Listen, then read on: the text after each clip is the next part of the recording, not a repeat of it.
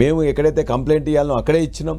మమ్మల్ని బెదిరించినప్పుడు అక్రమంగా ఎక్కడైతే కౌంటింగ్ అని చెప్పేసి అది కూడా బెదిరించి చెప్పి. రాజేశ్వర రెడ్డి గారు, మీరు వామపక్ష ఉద్యమాల్లో ఉన్నారు, ఆ తర్వాత తెలంగాణ మూమెంట్లో ఉన్నారు, ఆ తర్వాత టీఆర్ఎస్లో ఉన్నారు, ఇప్పుడు బీఆర్ఎస్ ఎమ్మెల్యే. మీరు అంటే తెలంగాణ అనే ఒక కాజ్ పక్కన పెట్టడం, కాజ్ అంటే తెలంగాణ అనేది పేరులో నుంచి తీసేసుకోవడం, టీఆర్ఎస్ బీఆర్ఎస్గా మార్చడం, జాతీయ రాజకీయాలు చేస్తానంటూ ఫ్లైట్లు వేసుకొని వెళ్ళడం కేసీఆర్, తెలంగాణలో కేసీఆర్ ఉండడేమో ఇక పట్టించుకోడేమో అని ఒక ఫీల్ రావడం జనానికి, అదేమైనా ప్రభావం చూపించిందా మీ పార్టీపై?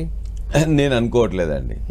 తెలంగాణ చాలా మంది అంటుంటారు, సరే వారి అభిప్రాయం వారిది, వారికి వాళ్ళని అనిపించవచ్చు. అంటే దాని పేరు మార్చాలి పార్టీ పేరు. మీ నాయకులు కూడా వినోద్ కుమార్ లాంటి వాళ్ళు నా ఇంటర్వ్యూలోనే అన్నారు. అలాంటి అభిప్రాయం మీకు వచ్చిందా ఏమైనా? నాకు అట్లేం రాలేదు. పార్టీ పేరు మార్చాలని ఎవరు అనలేపితో తెలంగాణ నాతో చాలా మంది అడిగిండ్రు, నాయకులు కార్యకర్తలు చాలా చోట్ల మేము మీటింగ్ అయినప్పుడు మారిస్తే బాగుంటుంది అని చెప్పిండ్రు.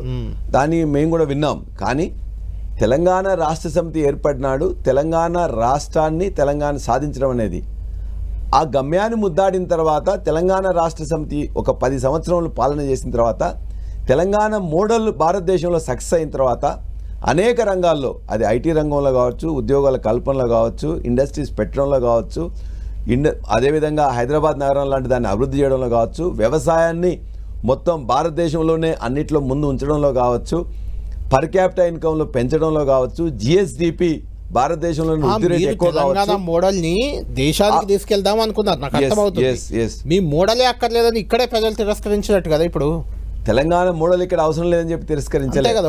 తెలంగాణ మోడల్లో 2 సంవత్సరాలు 2 సార్లు మీకు అవకాశం ఇచ్చిన తర్వాత ప్రజలందరూ కూడా ఇంకెద్ది అని వస్తుందని చెప్పేసి ఆశపడ్డారు. వాళ్ళు ఏమనుకున్నారు, 10,000 రూపాయలే కేసీఆర్ ఇస్తాడు, 15,000 రైతు బంధు ఇస్తా అంటున్నారు, ₹1,00,000 రుణమాఫీ మీరు ఇస్తున్నారు, 2,00,000 రూపాయలు కాంగ్రెస్ ఇస్తా అంటున్నారు.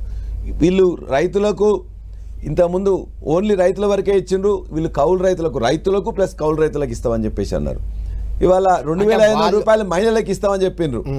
అదేవిధంగా రకరకాలు, ఎందుకంటే వాళ్ళందరినీ కూడా నమ్మించి వాళ్ళందరితో కూడా ఓట్లు. అదే అంటున్నాను, వాళ్ళు ఇచ్చిన హామీలు అవి జనం నమ్మి వాళ్ళకు ఓటేసారి ఇంకేదో వస్తుందని తప్పితే మీ పార్టీలో తప్పులు ఏమీ లేవంటారు. అయితే మా పార్టీలో కొన్ని తప్పులు ఉండొచ్చు. కుటుంబ పాలన, నేను చెప్తాను, కుటుంబ పాలన అనేది పెద్ద విమర్శ మీ పార్టీపై వచ్చింది. కొడుకు, అల్లుడు, కూతురు, ఇంకెవరో ఎంపీ, ఇంకా రకరకాల చర్చలు. రెండవది, మీ పార్టీ ఎమ్మెల్యేలపై చాలా వ్యతిరేకత ఉందని మీకు సర్వేల్లో వచ్చింది కొంతమంది మీద. ఏదో మీలాంటి వాళ్ళ మీ దగ్గర జనగామలో యాదగిరి రెడ్డి గారి మీద కూడా అలాంటి విమర్శలు ఆయన మార్చి మిమ్మల్ని పెట్టారు, మీరు గెలిచారు. చాలా చోట్ల అట్లా మార్చాల్సిన అవసరం ఉందా, మార్చకుండా నా మొహం చూసేస్తారని ఓవర్ కాన్ఫిడెన్స్తో కేసీఆర్ వెళ్ళడం ఇబ్బంది పడిందని వచ్చింది. అంటే ఇప్పుడున్న కాంగ్రెస్ పార్టీలో కుటుంబ పాలన కాకుండా ఎక్కడి నుంచి ఉన్నారు? నెహ్రూ గారి దగ్గర నుంచి ఒకటే మాట మీరు ఇవ్వండి. నెహ్రూ గారు, ఇందిరాగాంధీ గారు, తర్వాత రాజీవ్ గాంధీ గారు, సోనియా గాంధీ గారు, రాహుల్ గాంధీ గారు, ప్రియాంక గాంధీ గారు, అది కుటుంబం కాదు. 1 2 ఇక్కడెవరు?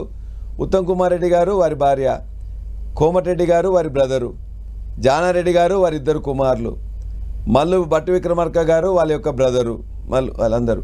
అదేవిధంగా అన్ని కుటుంబాల్లో వాళ్ళందరూ కూడా మొత్తం రాజకీయాలు చేయొచ్చు, వాళ్ళందరూ కూడా మంత్రులు కావచ్చు. ఇవాళ మొత్తం కూడా వాళ్ళ యొక్క భార్యలు, కొడుకులు, భార్యలే మొత్తం కూడా ఇవాళ నడిపించవచ్చు, లేకపోతే అన్నలు తమ్ముళ్ళు మొత్తం నడిపించవచ్చు.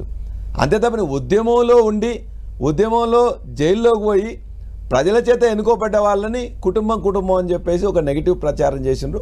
అది కొంత క్యారీ అయింది వాస్తవంగా.